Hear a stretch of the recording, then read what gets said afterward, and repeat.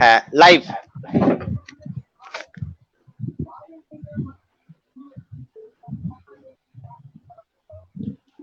নমস্কার। ঈশ্বরচন্দ্র বিদ্যাসাগর দ্বিশততম জন্মবার্ষিকী উদযাপন কমিটি বীরভূমের পক্ষ থেকে আপনাদের সবাইকে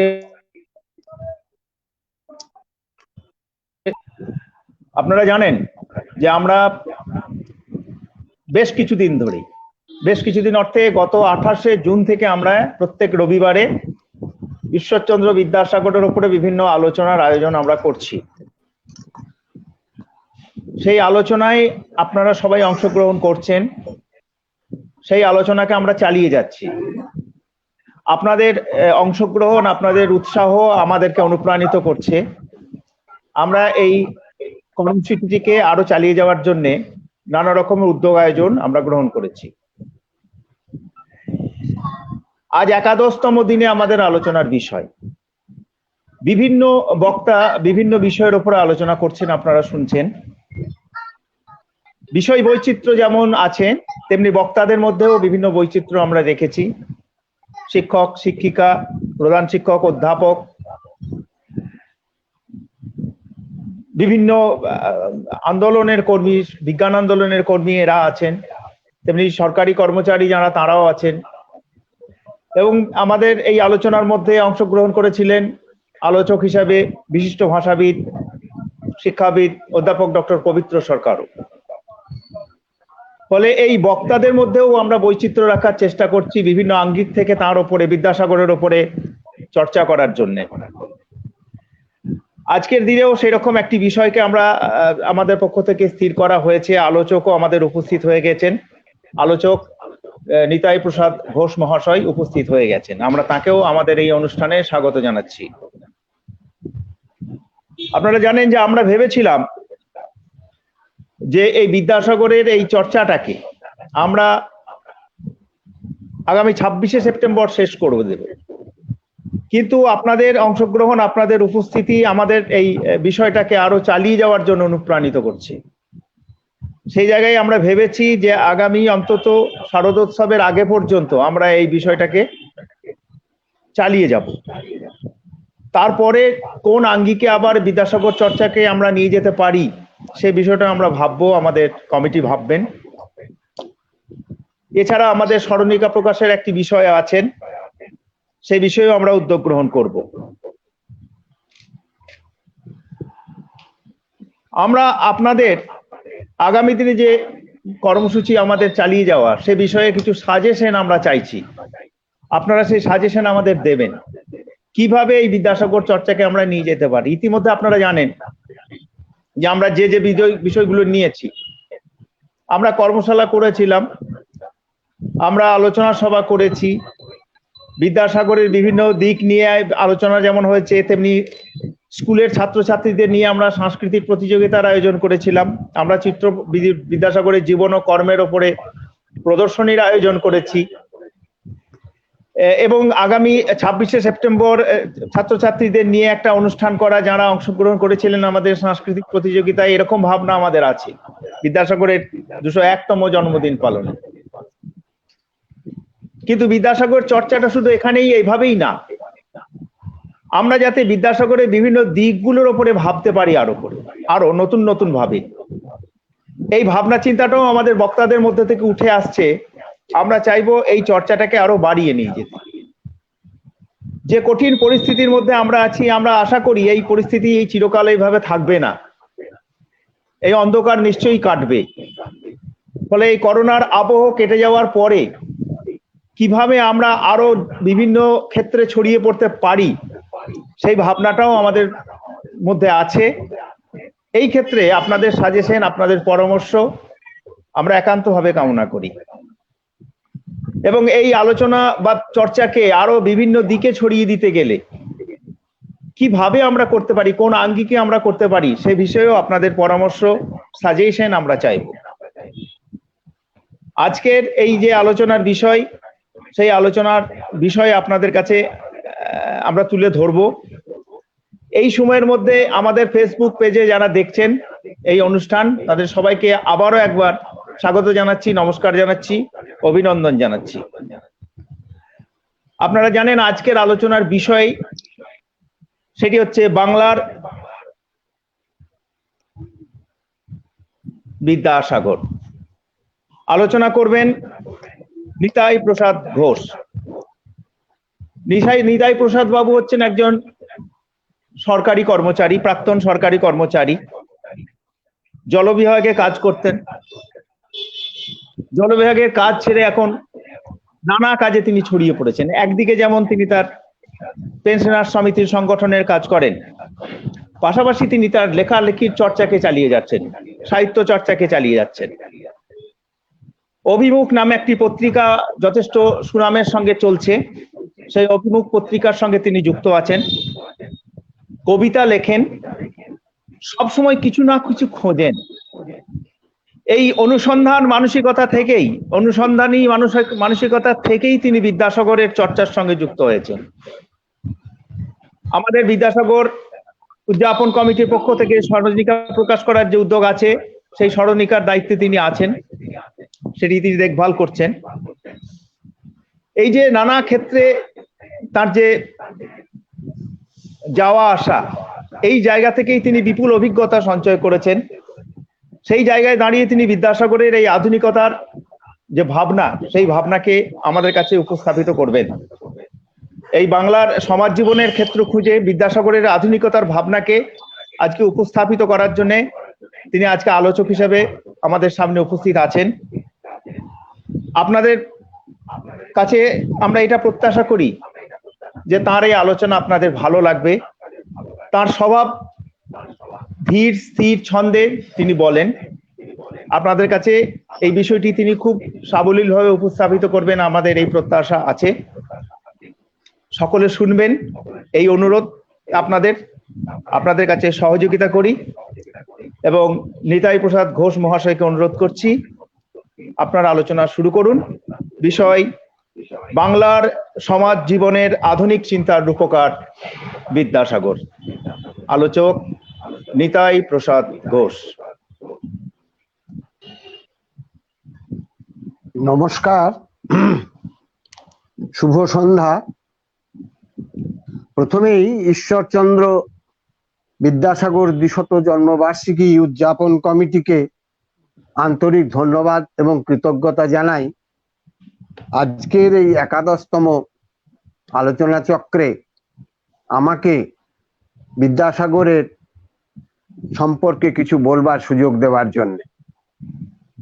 ইতিপূর্বে সঞ্চালক বললেন যে আজকের হচ্ছে ১১তম আলোচনা সভা, কিন্তু এর পূর্বে ১১ জন বিশিষ্ট শিক্ষাবিদ এবং বিদ্যাসাগরকে নিয়ে যারা চর্চা করেন, বিদ্যাসাগরের জীবনের বিভিন্ন দিককে তারা তুলে ধরেছেন এবং সেদিক দিয়ে আমরা মনোগ্রাহী আলোচনা করার মধ্যে দিয়ে আমরা ঋদ্ধ হয়েছি।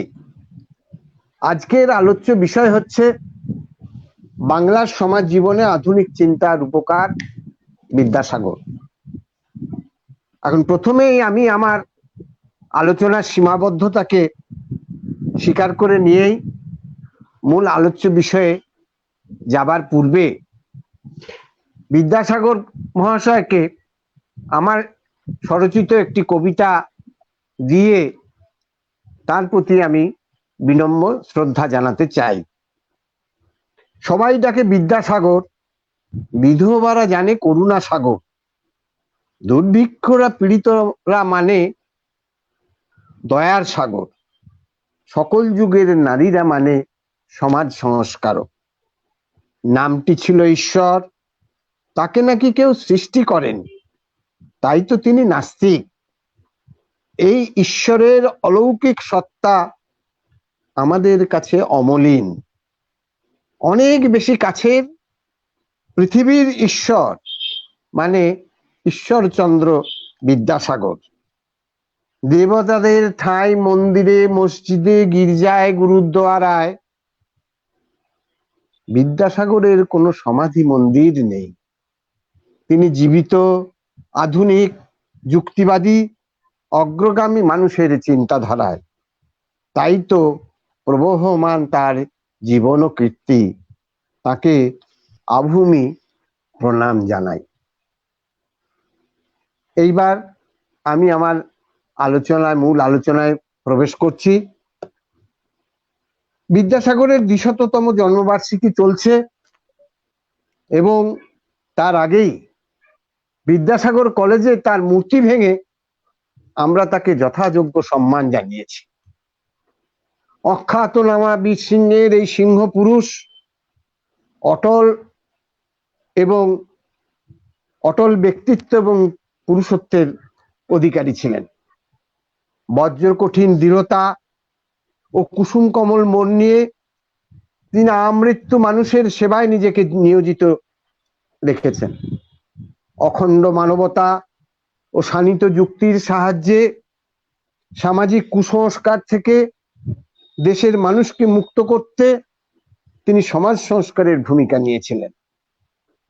প্রাচীন সংস্কারের যে অন্ধতা ও ধর্মীয় অনুশাসনকে যুক্তির কষ্টি পাথরে ঘষে তিনি বিচার করেছিলেন। দেশাচারের যে কঠিন দেওয়াল ভেঙে সমাজকে যথার্থ মানব চিন্তার পথে ধাবিত করেছিলেন। তিনি যেমন বাল্য বিবাহ, বহু বিবাহ রদ করবার জন্য আজীবন লড়াই করেছিলেন, তেমনি বাংলার বিধবা বিবাহ ও স্ত্রী শিক্ষা চালু করবার জন্য তিনি প্রাণপাত করেছিলেন। প্রকৃত অর্থে বাংলার সমাজ জীবনে তিনি ছিলেন একজন সমাজ সংস্কারক, আধুনিক মানুষ। ঊনবিংশ শতকের মধ্যবর্তী সময় থেকে পাশ্চাত্য শিক্ষার এবং সভ্যতার সংস্পর্শে বাঙালি সমাজ নবচেতনার ও প্রগতিশীল চিন্তাধারায় উদ্বুদ্ধ হয়েছে। ফলে তারা শিক্ষা ও সমাজ সংস্কারক আন্দোলনে তারা উদ্যোগী হয়েছিল। 19 শতকের নবজাগরণের প্রতিকৃত হিসেবে সমগ্র বাঙালির দৃষ্টি আকর্ষণ করেন রাজা রামমোহন রায়। তারপর বিদ্যাসাগরের আগমনে বাংলার সমাজ জীবন আলোড়িত হয়েছিল। স্বভাবতই আমাদের বিদ্যাসাগরকে বাংলার সমাজ জীবনের আধুনিক চিন্তার রূপকার বলতে কোনো দ্বিধা নেই। ছিলেন বিদ্যাসাগর, কিন্তু জ্ঞানের কিতাব লিখে দিন কাটালেন না। সাধারণ মানুষের জন্য লিখলেন বর্ণ পরিচয়।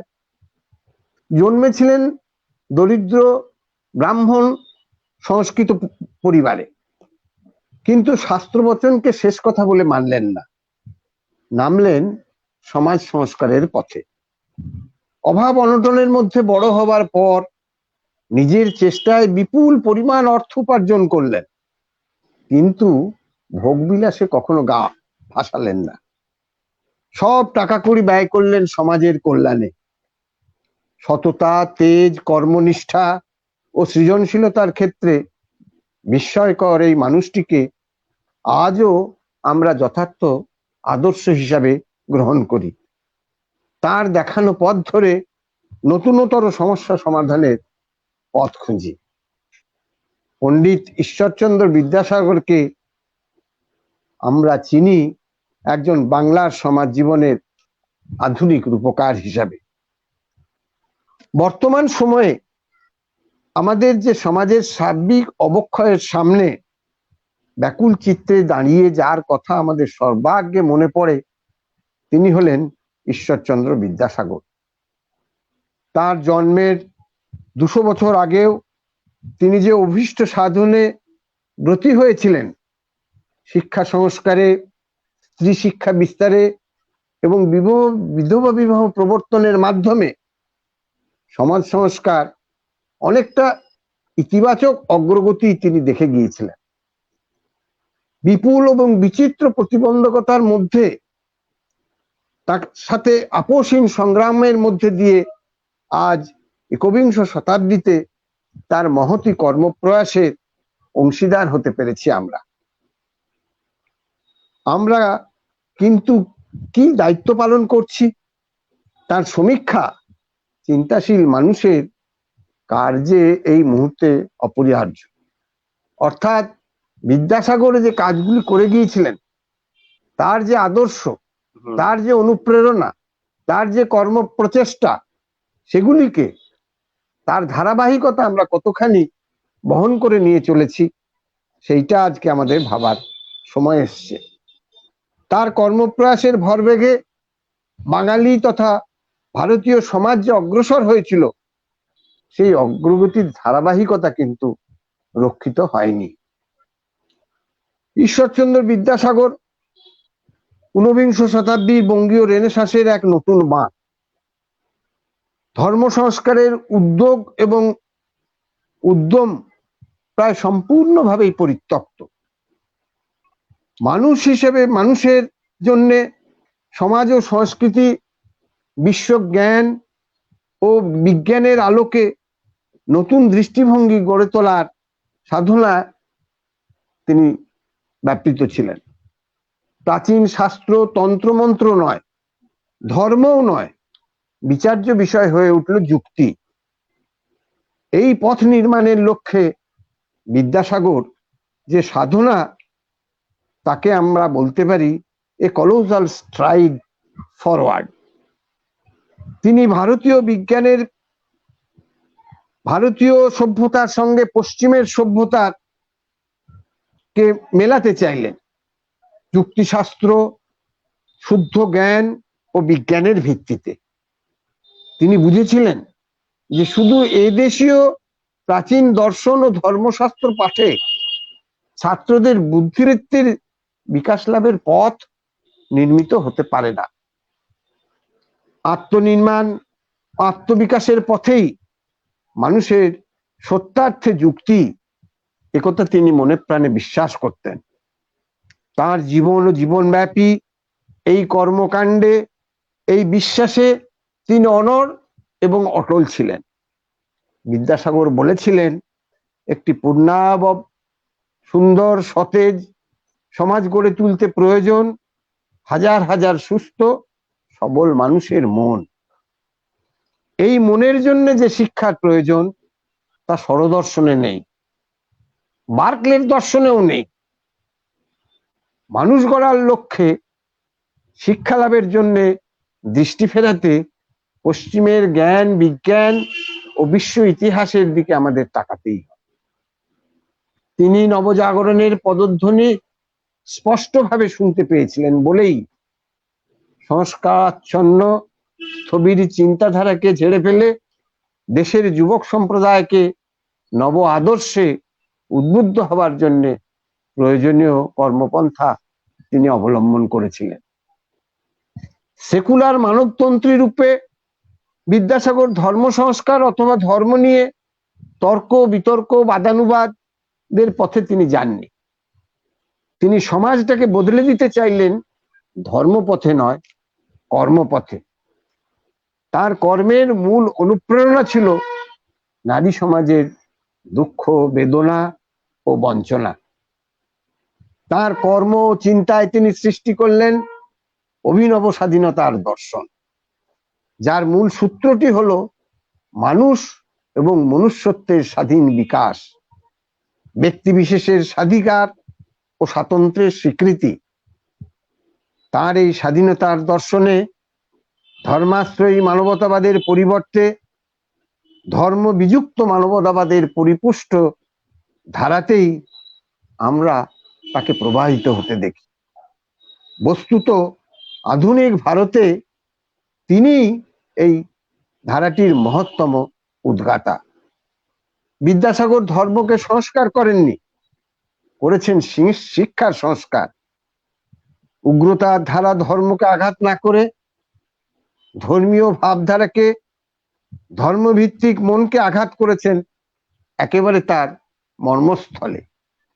এর সমতুল্য নজির শুধু এদেশেই নয়, নবজাগরণের ইতিহাসে খুব কমই পাওয়া যায়। নবজাগরণের মধ্যে দিয়ে বিকশিত পার্থিব মানবতাবাদ, যা সমস্ত অতিপ্রাকৃত শক্তির হাত থেকে মুক্ত করে মানুষকে প্রকৃত অর্থে মানুষ করেছিল, সেই নবজাগরণের প্রভাত সূর্যের মতোই বিদ্যাসাগরের অবস্থা। তিনি মধ্যযুগীয় তমসার বুক বিদীর্ণ করে সমগ্র সমাজ এবং মননকে যুক্তির আলোকে প্রজ্জ্বল করে তোলার সংগ্রামে তার সমগ্র কর্মশক্তিকে তিনি নিয়োজিত করেছিলেন। বিখ্যাত শিক্ষাবতী ডক্টর সুকুমার সেন বলেছিলেন, মানব সংস্কৃতির বিবেচনায় বিদ্যাসাগরের জুড়ি নেই। বিদ্যাসাগর অসাধারণ মানুষ ছিলেন, একদম আপ টু ডেট। তার মতো আধুনিক মানুষ আজ পর্যন্ত আমাদের দেশে জন্মায়নি। বিদ্যাসাগর মর্মে মর্মে উপলব্ধি করেছিলেন বহু যুগ যুগ ধরে চলা যে রাজতন্ত্র, সামন্ততন্ত্রের মধ্যে গড়ে ওঠা সংস্কারের মূল উৎপাটন করতে গেলে মানুষের চেতনার যে অতিপ্রাকৃত শক্তির প্রভাব থেকে মুক্ত করতে হবে। তার জন্য চাই যথার্থ শিক্ষার প্রয়োজন। অপরদিকে শিক্ষার প্রসারের জন্য মাতৃভাষার মাধ্যমে শিক্ষার প্রয়োজনকে অনুভব করে বিদ্যাসাগর বর্ণপরিচয় থেকে স্তরে স্তরে নানান পাঠ্যপুস্তক রচনা করেছেন। সমকাল থেকে বহুদূর এগিয়ে থাকা এই মানুষটিকে লড়াই করতে হয়েছে তৎকালীন ঔপনিবেশ সমাজ কাঠামোর সঙ্গে, সামন্ততান্ত্রিক কুপ্রথা, কুসংস্কার, অজ্ঞতা ও গ্রামীণ স্বৈরাচারের সঙ্গে, শহরের আত্মকেন্দ্রিক বাবু সম্প্রদায়ের সঙ্গে এবং বহু সংখ্যক পশ্চাৎপদ কুপমণ্ডুক আত্মীয় পরিজনের সঙ্গেও। তার সংস্কারমূলক আন্দোলনে তিনি বিপুল সংখ্যক মানুষের সমর্থন পেলেও সেই কালে তার সমকক্ষ সমব্যথী মানুষের সংখ্যা ছিল নিতান্তই কম।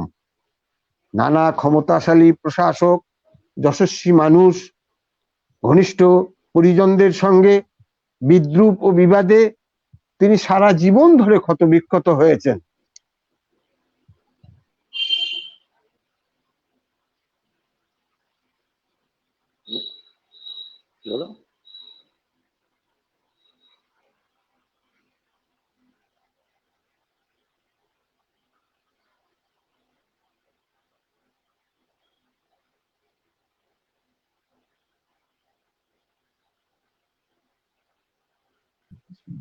কি সমস্যা হলো? সমস্যা হলো কিছু?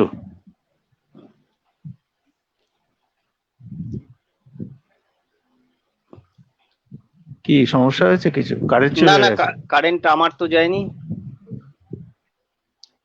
আপনার শুরু করুন। ইয়েটা ঢোকাতে হবে, ফোনের মধ্যে ইয়েটা ঢোকান, মনে হয় ওটা খুলে গেছে, ওইটা ঢুকিয়ে নেন। ফোনের ভেতরে আপনার হেডফোনের জ্যাকটা একটু চেপে দিন নিতাইদা।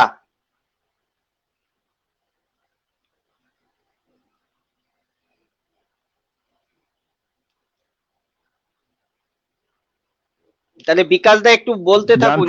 হ্যাঁ, যান্ত্রিক ত্রুটির কারণে আমাদের একটু বিঘ্ন ঘটেছে। আমরা এখনই আবার ফিরে আসছি আপনাদের কাছে। এই বিষয়টা নিতাই প্রসাদ ঘোষ আপনাদের কাছে আলোচনা করছিলেন যে বাংলার সমাজ জীবনে আধুনিক চিন্তার রূপকার বিদ্যাসাগর তার স্বভাব সিদ্ধ প্রাঞ্জল নিজস্ব ছন্দে তিনি বলছিলেন আপনাদের সামনে। এখনই তিনি আবার ফিরে আসবেন, কিছু যান্ত্রিক সমস্যার জন্য তার বলতে সমস্যা হয়েছে। তিনি আবার শুরু করছেন। আবার শুরু করুন আপনি, নিতাই দা, শুরু করুন।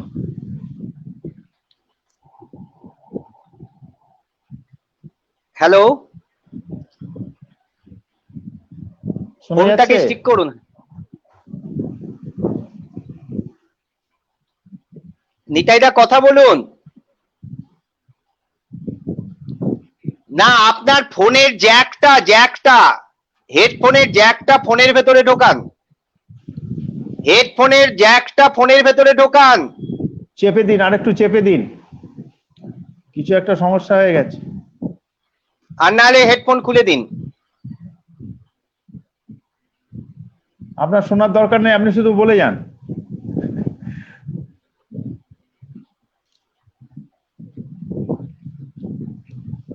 হচ্ছে না। আপনি হেডফোনটা খুলুন তো। হ্যালো, জ্যাকটা খুলে দিন, ফোন থেকে জ্যাকটা খুলে দিন।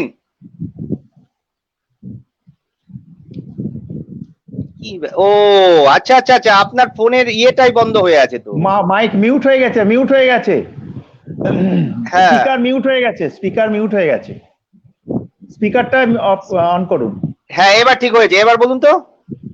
হ্যাঁ, আবার আপনার মিউট হয়ে যাচ্ছে। ফোনের উপরে মিউট হয়ে যাচ্ছে কোনো কারণে,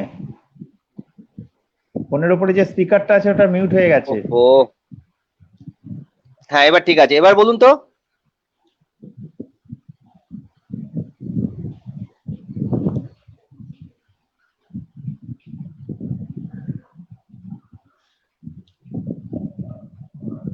হ্যালো, শুনতে পাচ্ছেন? হাত দিয়ে দেখান, শুনতে পাচ্ছেন?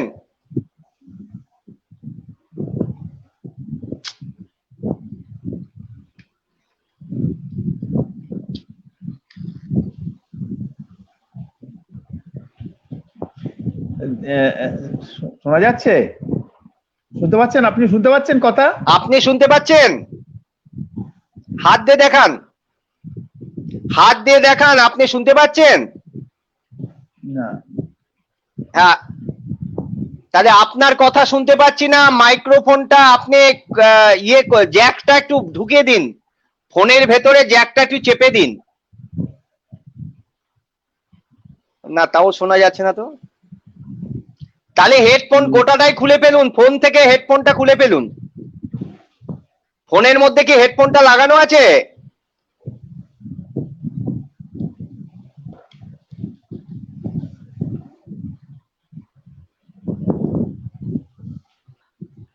কি হলো রে ভাই?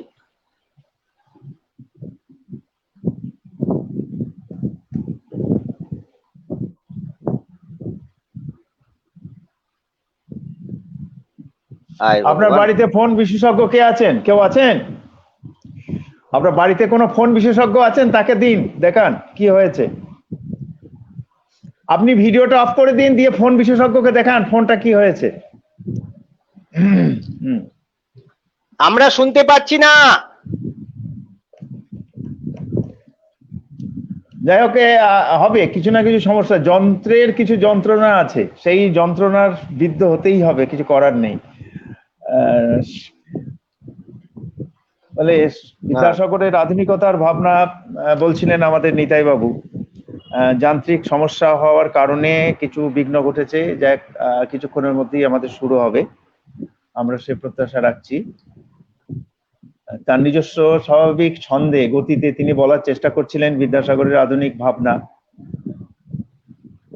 সেই ভাবনায় তিনি আবার ফিরে আসবেন, আমাদের সামনে উপস্থাপিত করবেন, এই প্রত্যাশা রাখছি।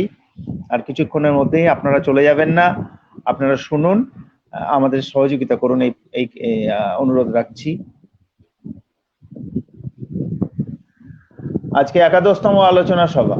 সেই আলোচনা সভায় আলোচনার বিষয় ঈশ্বরচন্দ্র বিদ্যাসাগরের বাংলার সমাজ জীবনের আধুনিক চিন্তার উপকার বিদ্যাসাগর, বলছিলেন নিতাই প্রসাদ ঘোষ। যান্ত্রিক ত্রুটির কারণে একটু বিঘ্ন ঘটছে, আমরা এক্ষুনি আবার ফিরে আসবো অনুষ্ঠানে, এই প্রত্যাশা করছি।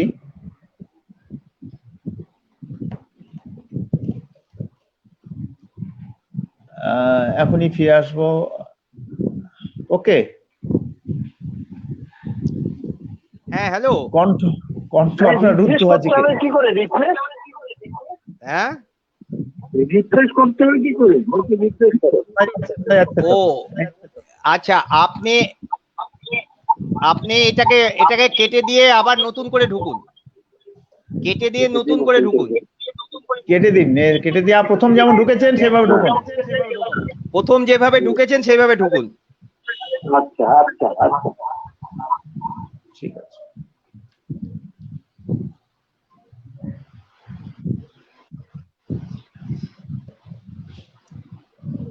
সমস্যা চিহ্নিত হয়েছে, যান্ত্রিক ত্রুটি চিহ্নিত হয়েছে, তা মুক্তও হয়ে যাচ্ছে এক্ষুনি। আপনারা চলে যাবেন না, আমাদের এই অনুষ্ঠান দেখুন। তার যে বক্তব্য, সেই বক্তব্য এখন শেষ হয়নি, আর কিছুটা আছে।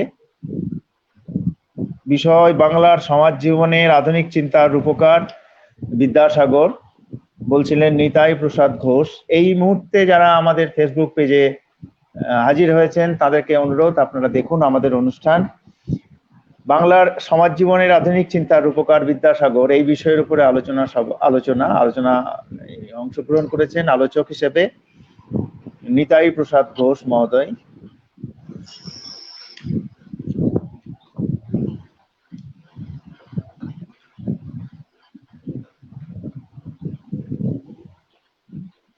আর ঢুকতে পারছে না গো। আমরা আমাদের এই অনুষ্ঠানকে আরো কতগুলি রবিবার আমরা চালিয়ে যাব শারদোৎসবের আগে পর্যন্ত। প্রত্যেক রবিবার রাত্রি 8টার সময় আমাদের আলোচনা সভা থাকবে। আগামী 26 তারিখ আমাদের বিশেষ একটি অনুষ্ঠান আমরা করছি রাত্রি 8টায়।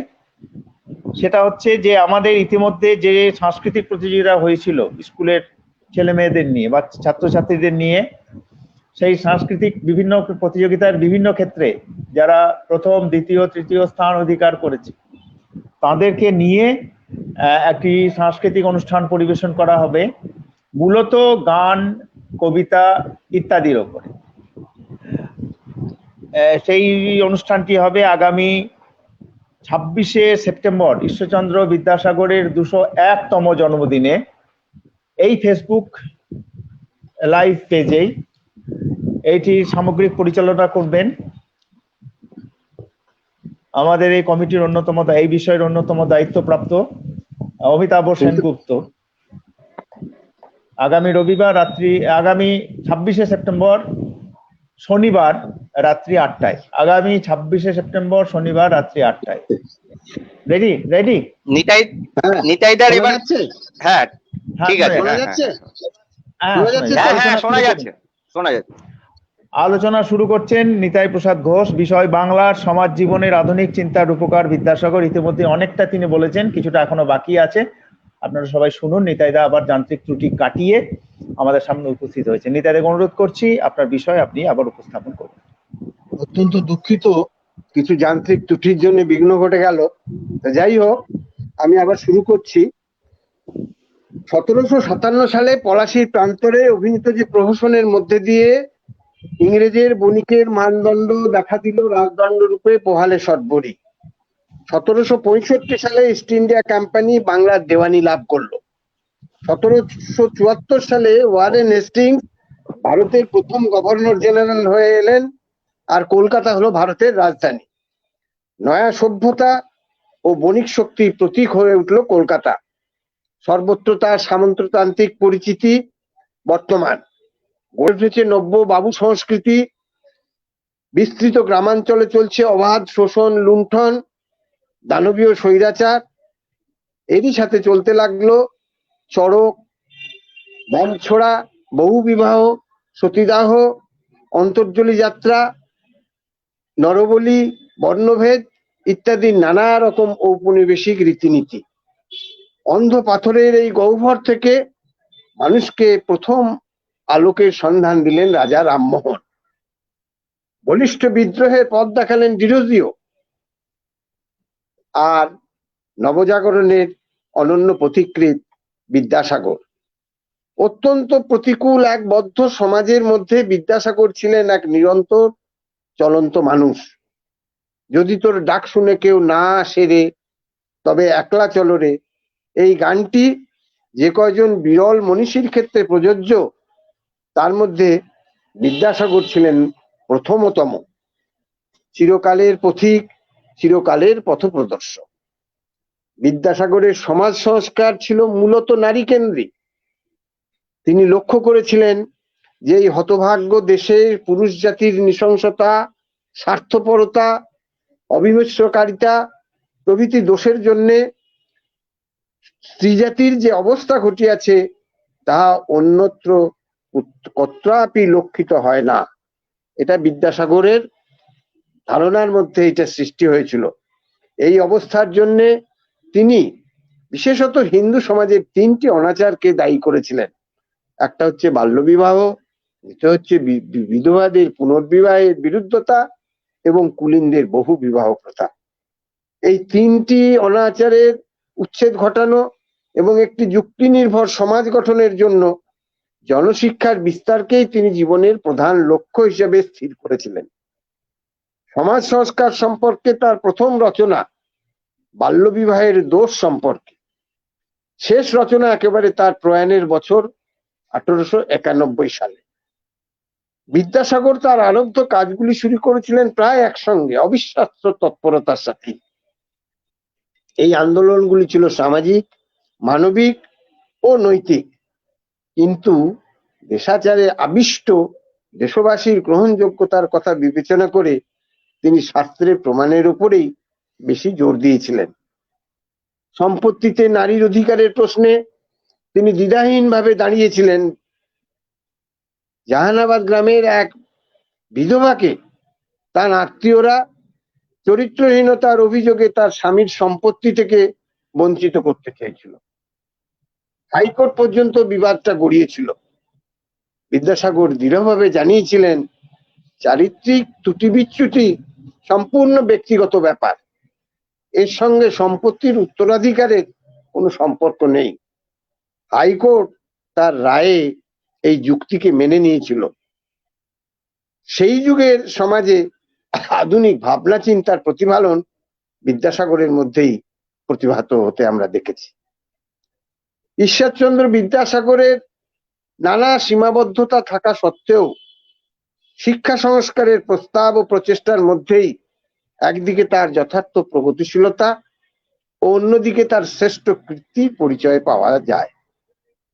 বাংলা ভাষা ও সাহিত্যের উন্নতির ক্ষেত্রেও তার উদ্যোগ ও প্রচেষ্টা এই কীর্তিরই অন্তর্গত।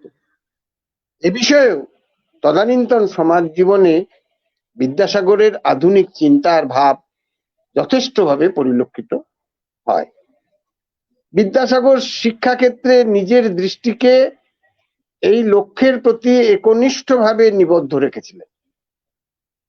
তার দ্বিতীয় লক্ষ্য ছিল কুসংস্কারচ্ছন্ন যে দেশীয় শিক্ষা, যাকে রবীন্দ্রনাথ গ্রাম্য পণ্ডিত এবং গ্রাম্য বর্বরতা বলে অভিহিত করেছিলেন, তার হাত থেকে দেশের শিক্ষার্থীদের উদ্ধার করে তাদের প্রকৃত জ্ঞান বিজ্ঞানের আলোকে উদ্ভাসিত করা।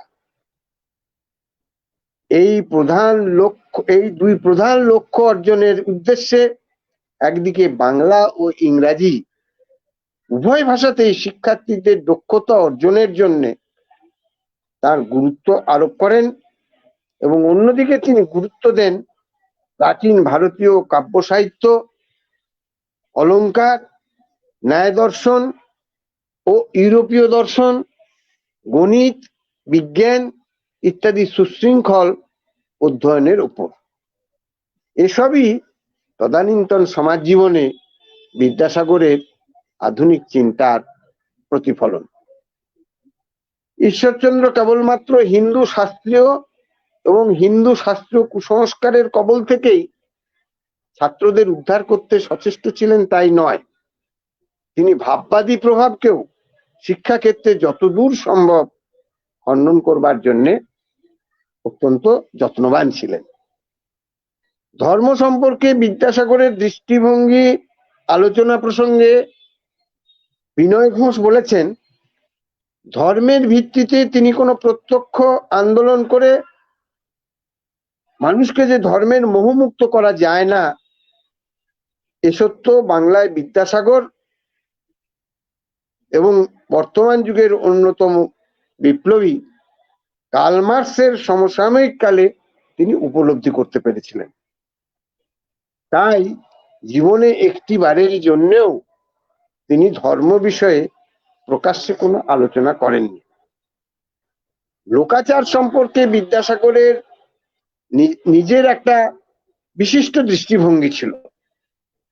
যে সমস্ত লোকাচারকে তিনি তৎকালীন পরিপ্রেক্ষিতে নিজের সংস্কার আন্দোলনের প্রতিবন্ধক মনে করতেন, সেগুলিকে দৃঢ়ভাবে প্রত্যাখ্যান করতেন এবং সেগুলির বিরুদ্ধে দাঁড়াতেন। শ্রী দুর্গা শরণং লেখা এবং উপবিদ ধারণ ইত্যাদি নিতান্ত যান্ত্রিকভাবেই মানতেন। এগুলি মান্য করার মধ্যে দিয়ে বিদ্যাসাগরের কোনো আন্তরিকতা বা জাতিভেদ বিশ্বাস কোনোটি বিন্দুমাত্র প্রমাণিত হয় না। কারণ একদিকে তিনি যেমন কোনো লোকাচারের দাসত্ব করেননি, আবার প্রতিটি লোকাচার, দেশাচার ও প্রচলিত সামাজিক ব্যবহারের বিরুদ্ধে ঘোষণারও প্রয়োজন বোধ করেন। এ বিষয়ে তার দৃষ্টিভঙ্গি ছিল অতিশয় বাস্তবমুখী, অর্থাৎ সমাজ জীবনে তিনি আধুনিক চিন্তার রূপকার। যুগপুরুষ মানব শিক্ষার পথপ্রদর্শক বিদ্যাসাগর ভারতীয় সংস্কৃতির পুরোধা পুরুষ ছিলেন। তিনি নীতিশিক্ষা বিষয়ক রচনাবলী সমাজকে উপহার দিয়েছিলেন তার নিজের নামের জন্য নয়, তার নিজের ভালোর জন্যও নয়, শুধু মানুষের ভালোর জন্য, সমাজের ভালোর জন্য,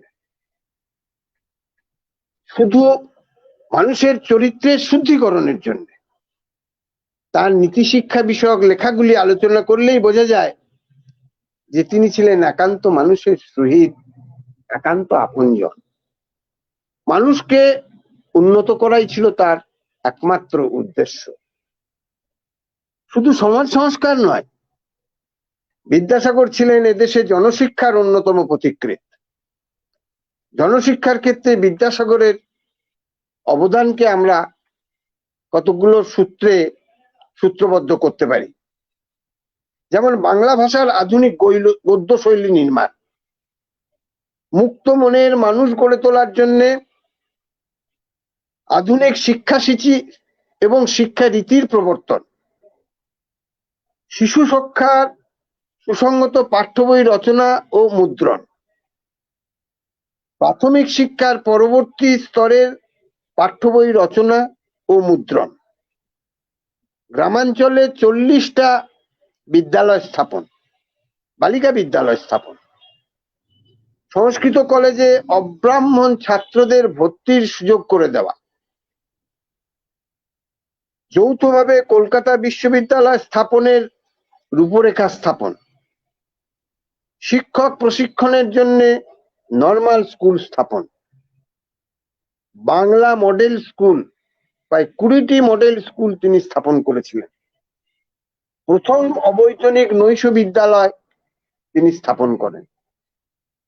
সমাজ সংস্কারের ক্ষেত্রে এই সমস্ত কার্যগুলি তার আধুনিক মননের এবং সমাজ জীবনের যে আধুনিক চিন্তা ভাবনা তিনি তার প্রদর্শক ছিলেন, এর প্রমাণ আমরা তার এই কার্যাবলীর মধ্যে থেকে আমরা দেখতে পাই। রবীন্দ্রনাথের মতে বিদ্যাসাগরের প্রধান কীর্তি হলো আধুনিক বাংলা ভাষার ভিত্তি রচনা। বিজ্ঞান মনস্ক বলিষ্ঠ চিন্তাধারার জন্য সেকালের ধর্মীয় গোঁড়ামির ও সংকীর্ণতার মধ্যে দাঁড়িয়েও বিদ্যাসাগর বলতে পেরেছিলেন হিন্দু দর্শনের অনেক মতামত আধুনিক প্রগতিশীল ভাবধারার সাথে খাপ খায় না। সাংখ্য বেদান্ত যে ভ্রান্ত দর্শন, সে সম্পর্কে এখন আর বিশেষ মতভেদ নেই।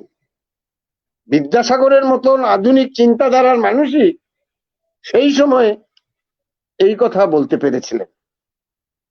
বিশপ বার্কলের এনকোয়ারি বইটি পড়লে কুফল হবে, তিনি বলেছিলেন বিদ্যাসাগর ছিলেন প্রকৃত ধর্মনিরপেক্ষ, বিজ্ঞান মনস্ক, দৃঢ়চেতা এবং মানবতাবাদী শিক্ষক। রবীন্দ্রনাথ বলেছিলেন যে বিদ্যাসাগরের চর্চা আমাদেরকে বাঙালিত্বের দিকে, সাম্প্রদায়িত্বের দিকে বা হিন্দুত্বের দিকে নিয়ে যায় না, নিয়ে যায় অপার মনুষ্যত্বের দিকে। বর্তমান সময়ে প্রযুক্তির এত বিকাশ সত্ত্বেও ঐতিহ্যবাহী অধ্যাত্মবাদকে সমাজ মননে আনবার যে প্রয়াস অব্যাহত, তার থেকে মুক্তির জন্য নবজাগরণের চরিত্রগুলির নির্যাস আমাদেরকে গ্রহণ করতে হবে। চাই মনুষ্যত্বের সাধনা। বিদ্যাসাগর সহ সকল নবজাগরণের উন্নত চরিত্রগুলি চর্চা করে আমাদের প্রয়োজনীয় শিক্ষা নিতে হবে। তবেই আজকের সমাজ প্রগতি আদর্শ নবজাগরণের যুগের বলিষ্ঠ পার্থিব মানবতাবোধের ধারাবাহিকতাতেই গড়ে উঠবে, একথাও আমাদের স্পষ্টভাবে মনে রাখতে হবে।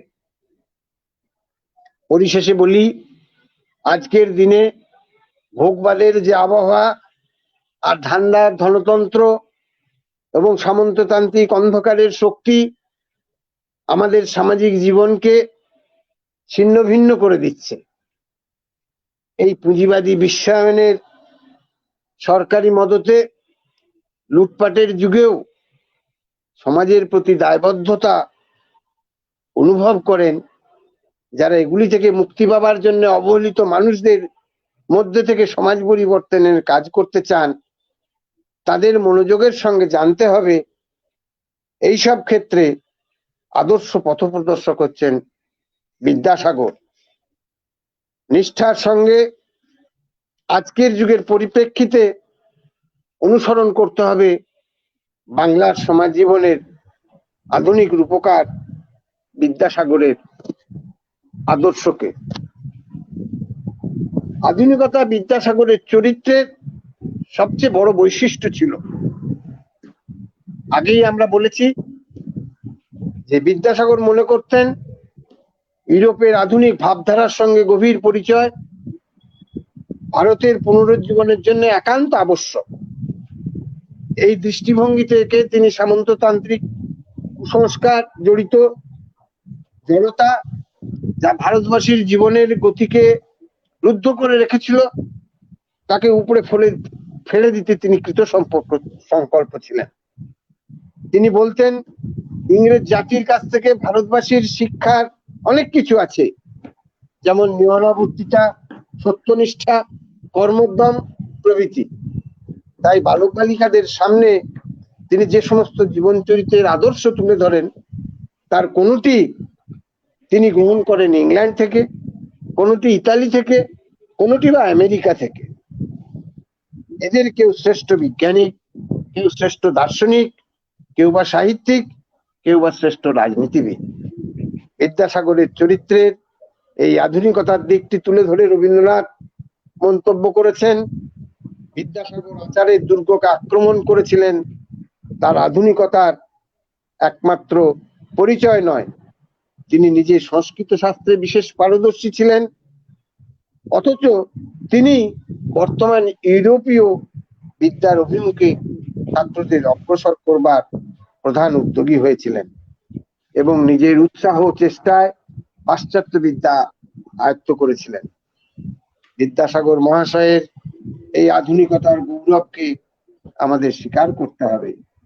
তিনি নবীন ছিলেন এবং চিরনবীনের অভিষেক লাভ করে বলশালী হয়েছিলেন। তার এই নবীনতাই আমার কাছে সবচেয়ে পূজনীয়। কাজেই আমরা এই আলোচনার মধ্যে দিয়ে পরিশেষে আবার বলতে চাই, তিনি যে তার কর্ম প্রচেষ্টার মধ্যে দিয়ে বিদ্যাসাগর বাংলার যে সমাজ জীবনের তিনি যে প্রকৃতই আধুনিক রূপকার ছিলেন, তিনি তার কর্মের মধ্যে দিয়েই আমাদেরকে সেই দেখিয়ে গিয়েছেন এবং আমরা তাকে সেইভাবেই স্মরণ করতে চাই এবং এই 200 জন্মবর্ষ প্রতিপালনের মধ্যে দিয়ে বিদ্যাসাগরের চর্চাকে এগিয়ে নিয়ে যাওয়ার মধ্যে দিয়ে ভবিষ্যতের উদ্বোধন করার মধ্যে দিয়েই আমরা আগামী দিনে আরো এগিয়ে যাব এবং আমাদের এই বিদ্যাসাগর 200 জন্মবর্ষ উদযাপন কমিটি যে উদ্যোগ গ্রহণ করেছেন, সেই উদ্যোগকে সাধুবাদ জানিয়ে যারা আজকের এই লাইভ পেজের অনুষ্ঠানে উপস্থিত থেকেছেন তাদের সকলকে পুনর্বার ধন্যবাদ এবং নমস্কার জানিয়ে আমার বক্তব্য এখানে শেষ করছি। ধন্যবাদ।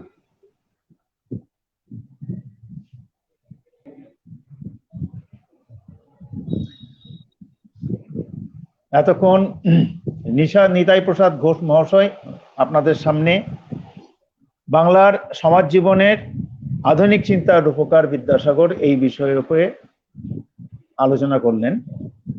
খুব প্রাঞ্জল ভাষায় স্বাভাবিক ছন্দে, নিজস্ব ছন্দে তিনি বিষয়টাকে আপনাদের সামনে উপস্থাপিত করার চেষ্টা করেছেন। সামান্য যান্ত্রিক ত্রুটির কারণে কিছুটা বিঘ্ন ঘটেছে, তার জন্য আমরা দুঃখিত। আপনারা সেইটুকু মার্জনা করে আমাদের এই অনুষ্ঠানকে সম্পূর্ণভাবে সহযোগিতা করেছেন, পরিচালনা করতে সাহায্য করেছেন। এই জন্য আজকে যারা উপস্থিত হয়েছেন, আমাদের আলোচক হিসেবে উপস্থিত হয়েছেন নিতাই প্রসাদ ঘোষ মহাশয়, তাকে আমরা ধন্যবাদ জানাচ্ছি। আমরা কৃতজ্ঞতা জানাচ্ছি আজকের এই ফেসবুক লাইভ পেজে যারা উপস্থিত হয়ে আমাদের শ্রোতা দর্শক হিসাবে আমাদের সঙ্গে যুক্ত হয়েছিলেন, তাদেরকে সবাইকে ধন্যবাদ জানাচ্ছি। এবং ধন্যবাদ জানাচ্ছি আমাদের এই অনুষ্ঠান পরিচালনা করার জন্য ডক্টর দেবাশিস পাল, যিনি কারিগরি সহায়তা দিয়ে আমাদের সার্বিকভাবে অনুষ্ঠানটাকে পরিচালিত করলেন। আগামী রবিবার যে বিষয় আবার আলোচিত হবে সেটি আপনাদের সামনে আবার তুলে ধরবো, বিজ্ঞাপিত করব। সেই অনুষ্ঠানে আবারও আপনাদের উপস্থিতি আমরা প্রত্যাশা করি, আপনাদের অংশগ্রহণ আমরা কামনা করি। এবং আগামী 26শে সেপ্টেম্বর শনিবার সন্ধ্যার সময় যে অনুষ্ঠান হবে এই রাত্রি 8টায়, সেখানে বিভিন্ন বিষয়ের উপরে সাংস্কৃতিক প্রতিযোগিতা যারা করেছিলেন, যে সমস্ত ছেলেমেয়েরা, তারা অনুষ্ঠান পরিবেশনা করবেন। অনুষ্ঠানের শিরোনাম ছোটদের বিদ্যাসাগর। তারাই বলবে, তারাই গাইবে, তারাই নাচবে, তারাই আপনাদের সামনে সামগ্রিক অনুষ্ঠান পরিচালনা করবে। আমরা চাইবো আগামী রবিবার আপনারা সকাল রাত্রি 8টায় আমাদের সঙ্গে থাকুন, এবং আগামী 26শে সেপ্টেম্বর শনিবার রাত্রি 8টায় আবার আমাদের সঙ্গে থাকুন। আপনাদের সবাইকে সশ্রদ্ধ নমস্কার, ধন্যবাদ জানিয়ে আজকের অনুষ্ঠান আমরা এখানেই শেষ করছি।